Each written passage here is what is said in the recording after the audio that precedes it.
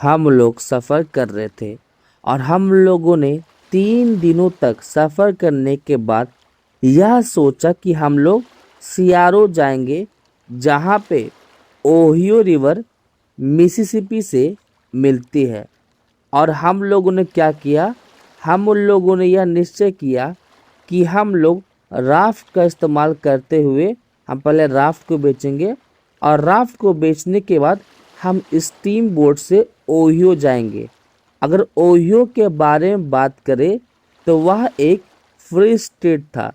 अब सवाल है कि फ्री स्टेट क्या होता है। तो यूएसए के द्वारा वे सारे स्टेट्स जिसमें स्लेवरी इलीगल है उसे हम फ्री स्टेट बोलते हैं। और हम जान रहे हैं कि जो हमारा जिम है उसे भी स्लेवरी के तौर पे, उसे एक स्लेव के तौर पे रखा जा रहा था। तो ओहियो एक ऐसा जगह था जहाँ पे वह कंप्लीट तरीके से फ्री हो जाएगा, वह स्लेव नहीं रहेगा। तो वह बोलता है कि हम लोग ओहियो जाएंगे। अब हम लोग रात को सफ़र करना शुरू कर देते हैं, जहाँ पे हम 4 दिनों तक सफ़र कर रहे थे और हमें बहुत ज़्यादा मज़ा भी आ रहा था। वही दूसरी ओर वहाँ पे एक लंबा सा राफ्ट भी था जिसमें लगभग 30 लोग जा रहे होंगे और हम लोग सियारों के बारे में बात करते हुए जा रहे थे। हम लोग यह सोच रहे थे कि कहीं ऐसा तो नहीं हो जाएगा कि हम लोग सियारों पहुंचे और हमें पता भी ना चले। तो हम लोगों ने एक सिंपल आइडिया लगाया। अब वह सिंपल आइडिया क्या था, जब जब हम किसी जगह पे जाएंगे तो हम वहां रुकेंगे और लोगों से पूछेंगे कि सियारो कितनी ज़्यादा दूर है। वह दूसरी ओर अगर मैं जिम के बारे में बात करूं तो उसे यह सोच करके बहुत ज़्यादा खुशी हो रही थी कि वह फ्री हो जाएगा और एक ऐसे कंट्री चला जाएगा जहां पे उसे कभी भी दोबारा स्लेव नहीं बनना पड़ेगा। बीच बीच में वो बोलता, ये देखो वो रहा शेरू, हाँ आ गया। लेकिन ऐसा नहीं था। वह बहुत ही ज़्यादा एक्साइटेड हो रहा था और उसे डर भी लग रहा था। वह दूसरी ओर मेरा भी कुछ ऐसा हाल था, क्योंकि अब मैं बहुत ही ज़्यादा ट्रबल्ड हो गया था कि मेरे कारण जिम के दिमाग में एक उम्मीद आ गई थी और वह उम्मीद उसके लिए बहुत ही ज़्यादा इम्पोर्टेंट बन चुका था। वह दूसरी ओर बार बार मैं यह सोच रहा था कि मैं कितना मतलबी हूँ। मैं अपने आप को छुड़ाने के लिए उसे अपने साथ कहाँ कहाँ लेके जा रहा हूँ। वह दूसरी ओर जिम बोलता है हम सेफ है हक। अब वहां पर देखो आखिरकार ओल्ड सियारो आ गया है। तो मैंने बोला कि हम लोग कैनोई, पहले मैं कैनोई लेकर के जाऊंगा और देखूंगा कि वह सियारो है कि नहीं। जैसे ही मैं उतर रहा था तो जिम ने बोला कि कुछ समय बाद मैं बहुत ज़्यादा खुश हो जाऊंगा और इस खुशी के कारण सिर्फ तुम ही हो। मैं कभी भी तुम्हारे द्वारा यह किए गए एहसान को नहीं भूलूंगा। तुम ही मेरे सच्चे दोस्त हो। वही दूसरी ओर मैं जब वहां जाता हूं तो एक बोट में 2 आदमी थे। उन लोगों ने मुझे रोका। तो उन लोगों ने पूछा क्या है। तो मैंने बोला राफ्ट है सर। फिर उन्होंने मुझसे पूछा क्या तुम्हारे साथ कोई और भी है। तो मैंने बोला हाँ एक है सर। तो फिर उन लोगों ने बोला कि कल ही के दिन 5 निग्रो वहां से भागे थे। तो बताओ तुम्हारे साथ जो है वह वाइट है या ब्लैक, मतलब गोरा है या फिर काला है। तो उसने बोला सर गोरा है सर। लेकिन वह मेरे बातों से सेटिस्फाइड नहीं थे, संतुष्ट नहीं थे। वे खुद आकर के देखना चाहते थे। तो मैंने थोड़ी हिम्मत दिखाई और बोला कि यह तो बहुत अच्छी बात हो गई सर। मेरे पिताजी वहाँ भी है और वह बहुत ज़्यादा बीमार है। वह दूसरी ओर मेरी माँ का भी कुछ ऐसा हाल है और मेरी बहन मैरी एन का भी ऐसा हाल है। तो बहुत ही ज़्यादा आपका एहसान होगा अगर आप मेरे राफ्ट को नदी के किनारे लेके जाते हो। जिनमें वे लोग बोलते चलो ठीक है हमारे साथ चलो। अब हम ज़्यादा दूर गए ही नहीं थे कि मैंने बोला मेरे पिताजी बहुत ही ज़्यादा खुश होंगे, क्योंकि जब कभी भी वह किसी से मिलना चाहता है तो लोग हमेशा उनके बारे में जान करके वहाँ से भाग जाते हैं। तो उन्होंने पूछा कि तुम्हारे पिताजी के साथ क्या प्रॉब्लम है। तो मैंने बोला वो कुछ ज़्यादा सीरियस बात नहीं है। तो फिर उन लोगों ने पूछा झूठ मत बोलो, सच क्या है। तो फिर मैंने बोला कि सर मैं बताऊंगा, लेकिन आप प्लीज़ हमें छोड़ करके नहीं जाइएगा,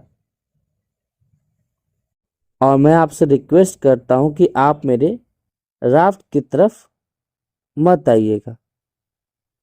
तो फिर उन लोगों ने चिल्लाया दूर हो और मुझे बताओ, मुझे ऐसा लगता है कि तुम्हारे फादर को स्मॉल पॉक्स है और वह फैलने वाली बीमारी है। सही बात है ना। जिसमें मैंने उदास होते हुए बोला कि हाँ सर सही बात है। और जिन जिन लोगों को मैं यह बात बताता हूँ वह मुझे छोड़ करके चले जाते हैं। जिसके बाद उन्होंने बोला बेचारा बहुत उदास है, लेकिन हम तुमसे बहुत ज़्यादा माफ़ी मांगना चाहते हैं। सुनो, मेरी बात सुनो, यहाँ उतरने की कोशिश मत करना। यहाँ से 20 मील दूर जाओ और तुम्हें एक टॉर्न मिलेगा, और लोगों को बस यही बोलना कि तुम्हारे पिताजी की तबीयत खराब है, उन्हें सर्दी है, और इस तरीके से दोबारा बेवकूफ़ वाला काम मत करना। लो, $20 लो और एक सोने का सिक्का भी लो और तुम यहाँ से जा सकते हो। वह दूसरी ओर बोलता है आदमी, रुको पार्कर, ये लो एक और सोने का सिक्का, गुड बाय। और हाँ, अगर तुम्हें कोई नीग्रो दिखता है तो तुम पुलिस को इन्फॉर्म करना। इसके बाद वो लोग चले जाते हैं और मैं राफ्ट के पास आता हूँ। मैं अपने विग वैम के पास पहुँचता हूँ, लेकिन जिम वहाँ नहीं था। मैं बहुत ज़्यादा अलार्म्ड हो गया। मैं उसके बारे में सोचने लगा। वही दूसरी ओर बोलता जिम कहाँ है। तो जिम बोलता मैं यहाँ हुआ, क्या वे लोग चले गए। वह पानी में अपनी नाक बंद किए हुए पानी के अंदर वह डूबा हुआ था, और वह पानी से बाहर आता है। उसने हम लोगों के बीच की जितनी बातें थी सारी की सारी बातें सुन ली। जिस पे वह बोलता ओ हक, तुमने उन्हें कितने अच्छे तरीके से मूर्ख बनाया। यह अब तक का सबसे ज़्यादा चालाकी वाला काम था। तुमने तो मुझे बचा दिया।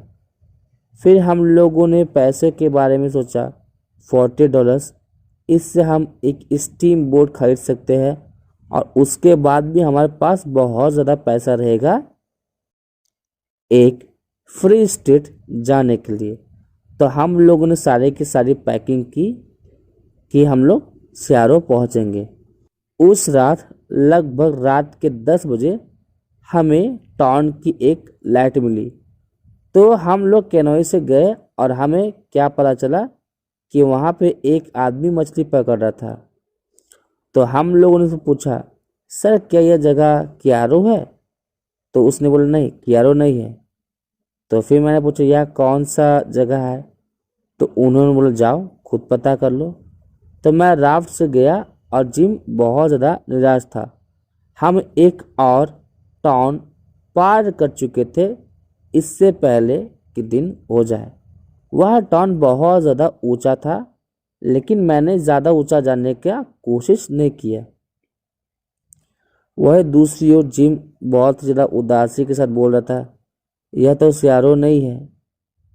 तो फिर मैंने बोला हो सकता है इस कुहासे के कारण हम लोगों ने सियारो को मिस कर दिया, सियारो पीछे रह गया। जिसके बाद जिम बोलता है इसके बारे में बात मत करो। हम नीग्रोस के साथ ऐसा ही होता है, हमारा लक ही खराब है।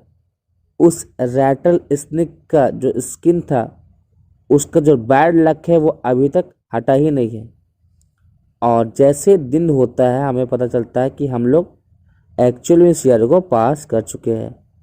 अब हम वहाँ वापस भी नहीं जा सकते थे और न अपने राफ्ट को वापस घुमा सकते थे, तो हमें इंतज़ार करना पड़ा कि रात हो जाए और हम लोग दिन भर झाड़ियों के पास सोए रहे। हम राफ्ट के पास जब रात होती तब जाते हैं और कैनोए भी जा चुका था। लंबे समय तक तो हम कुछ बात भी नहीं कर रहे थे। फिर उसके बाद हम लोगों ने यह निश्चय किया कि हम नदी से होते हुए जाएंगे और एक कैनोई को खरीदेंगे। फिर उसके बाद वापस हम लोग कियारो जाने की कोशिश करेंगे। रात होने के बाद हम लोगों ने यह काम शुरू किया।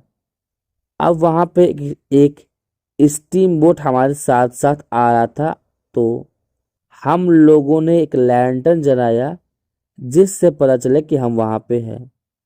वह एक बहुत बड़ा जहाज था, जैसा कि उससे एक ब्लैक क्लाउड निकल रहा है और उस पे बहुत ज़्यादा लाइट है। अचानक से वह हमारे पास आ गया।